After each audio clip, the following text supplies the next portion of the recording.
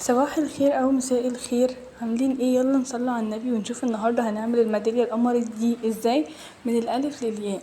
بصوا انا طبعا دي مش مقفلاها، يعني مش حاطالها من هنا الغطا بتاع الستوبر خالص. انا عايزه بس اوريكم ان انا هعملها ازاي من اولها لاخرها. صلوا على النبي كمان مره معايا ويلا بينا نشوف. انا هستخدم الفراشات دي وهستخدم السمايل ده، ولسه مش عارفين هنستخدم لون ايه الصراحه. وكمان هستخدم اللولي الصغير جدا اللي هو الذهبي ده. يلا نبدأ كده بالصلاة على النبي. وبعدين انا عايزة اقولكم على حاجة تانية، انا النهاردة هعلمكم تعملوا كل ده في خطوة واحدة بس. طبعا انا هنا بدخل الابرة، وانا علمتكم في فيديوهات قبل دي كتير احنا ازاي بندخل حرف الابرة من فوق، صح كده؟ انا بشتغل عشان الناس اللي كانت بتشتغل معايا قبل كده. بصوا انا بدخل حرف الخيط كده من فوق، تمام، وبيكون شابك فيه الابره وبمشي جواه الربر، عشان الربر لما بيتفك بيبقى الموضوع صعب قوي علينا كلنا. شايفين انا دخلته بكل بساطه ازاي؟ بصوا هتشوفوا تاني كده، انا هعمل لكم واحده كمان زي اللي انا عملتها دي بالراحه كده. انا بشبك طبعا طرف الابره. بصوا على الفيديوهات اللي قبل كده هتعرفوا انا بشبك ازاي الابره وادخلها ازاي. بصوا شايفين انا بدخلها بسهوله قوي، وده بيسهل عليا الشغل. ما بياخدش مني وقت كتير. وبعدين لما حد يبقى عايز يعرف اي حاجه بالتركات الصغننه قوي يقول لي. في تركات كده محدش يعرفها غير اللي بيشتغل الشغل ده بجد كتير، لكن اللي بيشتغل مره واتنين كده وحاجات هوايات لا مش هتعرفي. يلا بينا. انا بوريكم تقريبا اهو، بصوا نفس الحركه اهي شبكتها تمام.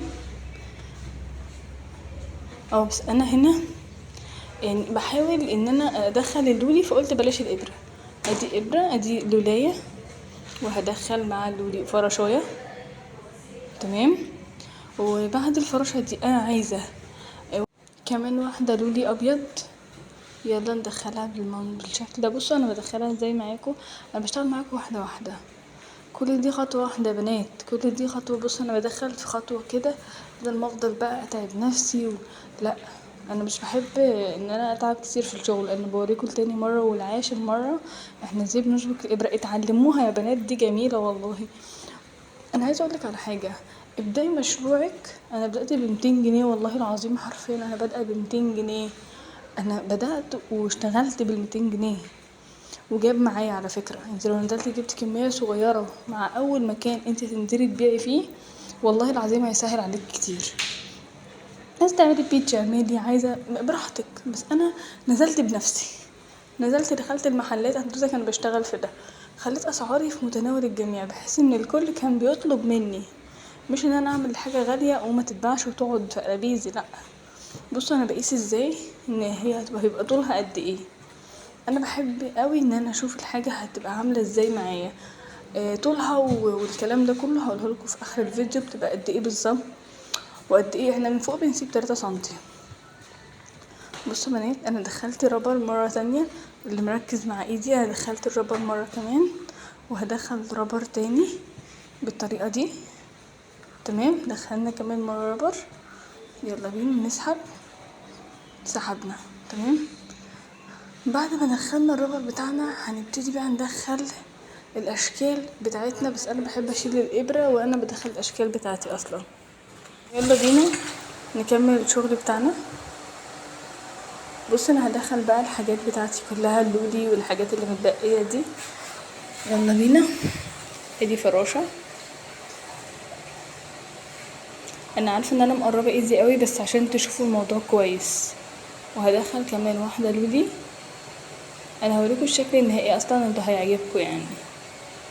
ابدأي بجد، ما تستنيش. انا اخترت السمايل البرتقاني دي لانها بصراحه هي لفت انتباهي من اول ما انا مسكت الرابر ده، عشان الاورنج فيه كتير. ندخل كمان واحده لولي ابيض. يلا بينا.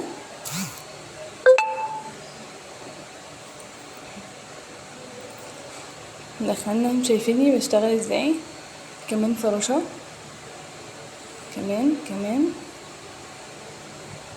يعني انا دخلت لولي وبعدين فراشة وبعدين لولي وبعدين سمايل وبعدين لولي وبعدين فراشة وبعدين لولي. بعدين كل حاجة بفصل بواحدة لولي. انا بحب كده. بص انا بس بوريكوا حركة ان احنا ان مقربة ايزي قوي، انا اسفة بس انا بحاول ان انا اوصلكوا الموضوع. هندخل كمان شوية رابر. احنا قربنا نخلص والله، انا عارفة ان انا مطولة عليكم الفيديو بس بجد انا بحاول اوريكم بالتفاصيل، اللي هو مش يلا بسرعة وهجري الفيديو وخلاص، لا شوفي تفاصيلك عشان انت هتعمليها مرة واحدة بس، مرة واحدة بس انت هتتعلمي، بعد كده خلاص الموضوع بالنسبة لك هيبقى سهل. بصي انا بدخل الدودي اهو معاكي، بدخل قصدي الرابر معاكي اهو، شايفة ايدي؟ شايفة ايدي؟ دخلت الرابر. بصي اطلعها كده منين؟ بصي مجرد ما هملى الابرة بسحب واطلع اهو. على فكرة ما تقوليش اصل انا مش هعرف اعمل كده، لا على فكرة هتعرفي مرة على مرة هتبقي بيرفكت قوي فيها، والحركة هتبقى معاكي سهلة جدا، وهتقولي لي يا ام ادهم بجد كان الموضوع بسيط. بصي انا ايه اهو، شايفة طلع ازاي اهو، همسك واسحب خلاص سحبت، دخل الرابر بتاعي. تعالوا بقى ايه نقفل ونبتدي على التقفيلات بقى ونشوف احنا هنعمل ايه. انا شغلي غير، انا ما بحبش الربطات الكتير، فمش عارفه ده هيزعج الناس بقى ولا ايه. وطبعا انتوا الغطا بتاع الاستوبر انا مقفله معاكم كتير قبل كده، وفي فيديو هنزله لكم تاني بعد ده يخص موضوع الغطا بتاع الاستوبر. تمام، انا ظبطتها لكم. ايه رايكم بنات؟ قولوا لي في الكومنتات ايه رايكم، وعجبتكم ولا لا، وهوريكم الشكل النهائي.